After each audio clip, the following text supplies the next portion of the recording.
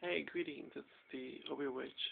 Today I just kind of wanted to I guess you call it a witchy haul video, just some stuff that I recently picked up, some books and stuff like that. I just kind of wanted to share with you.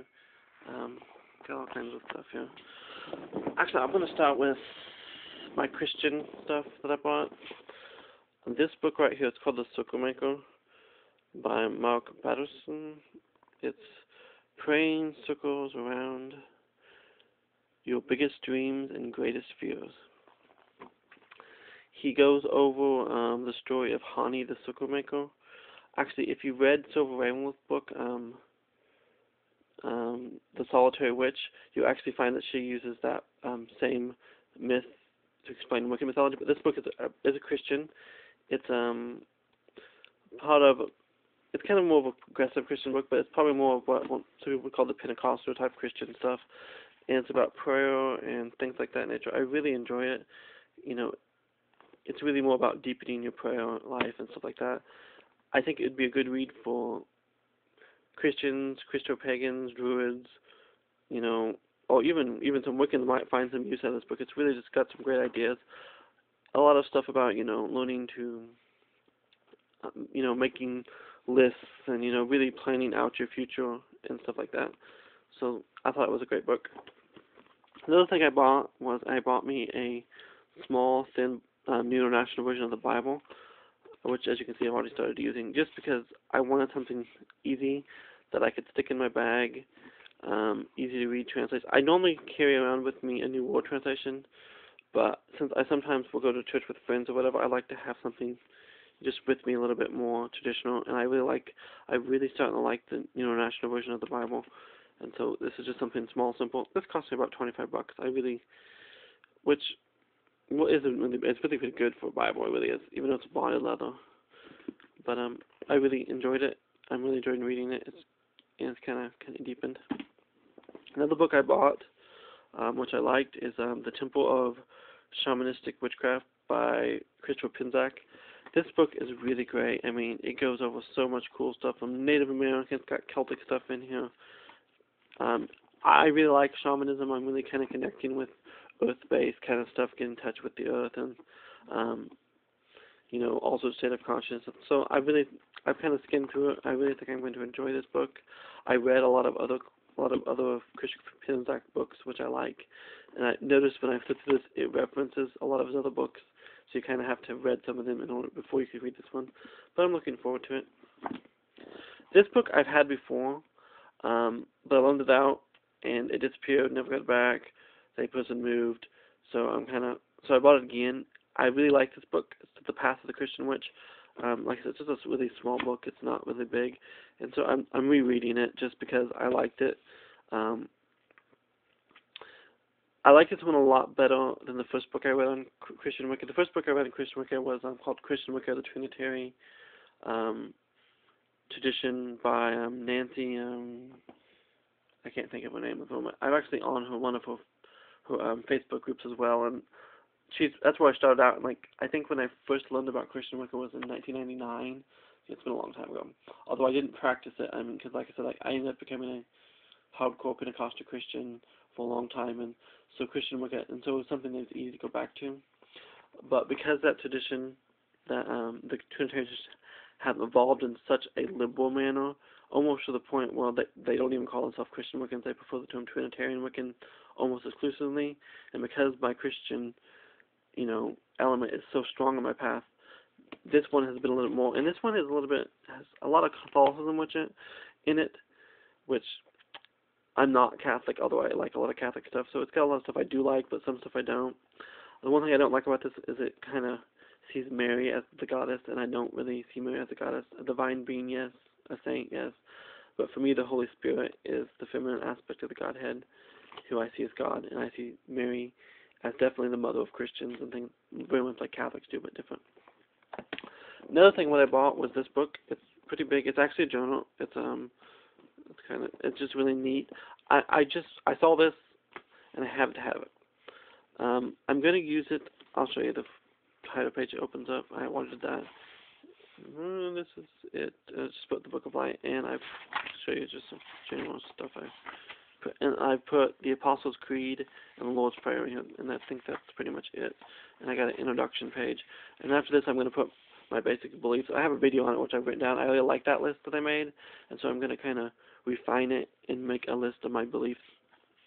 And then I'm going to pretty much use this for my main rituals and prayers and stuff that I like to use, and put it in here just so I have something nice record of all this stuff.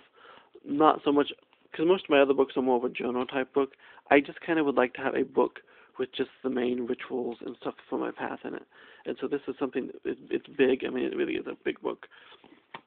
It wasn't cheap, but let me tell you. But I really wanted it. I think it'd be nice. My handwriting sucks, but I like to handwrite stuff, and I think this was going to be really a good addition to my path. And I also got this ring, which I thought was cool, a new pinnacle ring. You know, I don't know if you can see it, which actually was only $12.99, so so it's probably cheap, probably fall apart, but I liked it, so I bought it. I'm wearing it on my wedding finger, which I don't know why, but I just felt like that's what I wanted to ring on. I think it's because I'm single and I get tired of straight women flirting with me all the time, so maybe they'll think I'm married. I don't know. But, like I said, just some of my cool stuff that I've kind of picked up here lately. Like, I've been rereading the New Testament. That's my big thing. I really, really am falling in love with the Gospel of John and the Sermon on the Mount again. That's another reason I like this book. My Bible that I normally use, the Words of Christ, are not in red. And I really like this because the Words of Christ are in red, which is, I don't know, just kind of neat because I can kind of see what Christ really said. I mean, even though I knew anyways, but it just kind of, I've been just kind of skipping through and reading the red words of Christ. It's kind of neat. Just the beauty of his teachings is just so wonderful. In the book of Psalms, I really love the book of Psalms, and so I've kind of gone through there. And then this book references a few stuff that I've been kind of looking up in here, like Jericho and different stuff. But like I said, this book I really would recommend if you want to deepen your prayer life. I really think whether you're pagan or Christian, you're going to find some stuff in here that's positive and powerful. I think most Wiccans and pagans really understand the power of the circle, and this is kind of a Christian equivalent to that. And so if you're a Christian, whether you're a Druid or Wiccan, I really think this is a great book. You know, just to read. It's very positive. It's not like a lot of other Christian books. I'll kind of share with you a quote that I really like if I can find it. I know I'm kind of rambling on, but I love this part. It says, this is the chapter 2. It says, "Bold prayer honors God, and God honors bold prayer.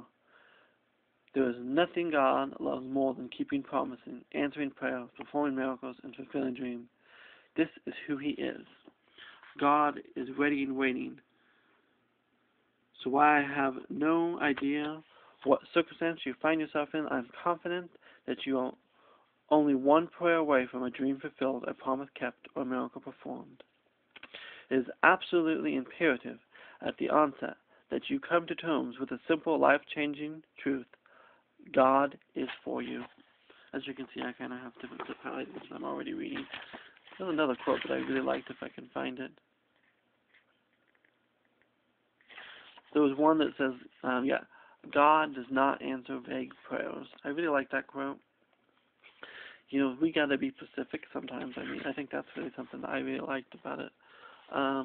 You know, being more specific in our prayers. You know, really getting down to that kind of thing. This is a really great quote too that I like too. That really I'm gonna put in this book because I really thought it was such a life-changing quote. Don't just read the Bible. Stop circling the promises. Don't just make a wish. Write down a list of God-glorifying life goals. Don't just pray. Keep a prayer journal. Define your dream. Claim your promise. Spell your miracle. And, you know, it just talks about spelling it out. You know, what do you need? You know, really, and it got a lot of good stuff, just like setting goals, you know. It talks about list making a list of, you know, stuff and all that kind of stuff.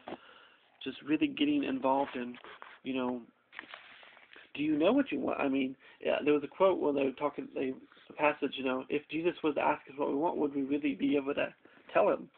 I mean, what do we want? I mean, do we want to start a store? I mean, do we want, you know,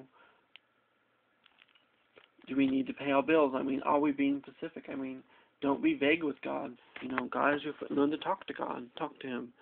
You know, and I think that's something I really learned from this book is just not letting my prayers just be vague things, but being specific, getting down to detail. You know, really communicating with God, letting God communicate with me. This is just a wonderful book. Many blessings.